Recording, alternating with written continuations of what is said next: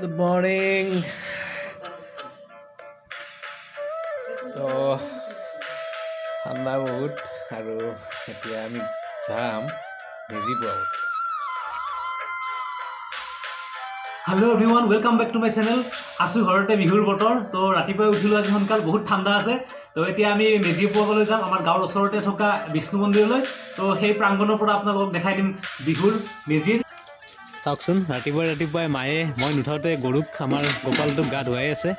সেয়া চাওক, মা গা ধুৱাই আছে। চাগে গৰম পানী দি ধুৱাইছে গৰুটোৱে চাগে খুব ভাল পাইছে। তো বলক এতিয়া আমি যাওঁ মেজি পুৱাবলৈ।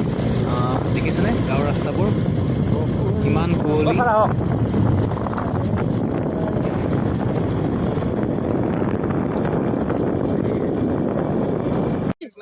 কিছুমান সৰু সৰু ঘটনাই আমাক নিশ্চয় আনন্দ দিয়ে, নহয়নে?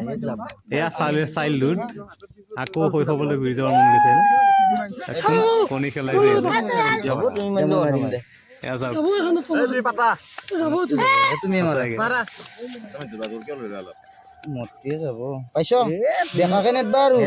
একদম চিধাকে মারবা, একদম চিধাকে ডাইরেক্ট গেছি তলটো গেছি দেখি তল গেছি কামে নাই না বাবু লই যাও জানগান দিয়ে আছে এই আম কি খেলবো খেলবা আহা ওই তো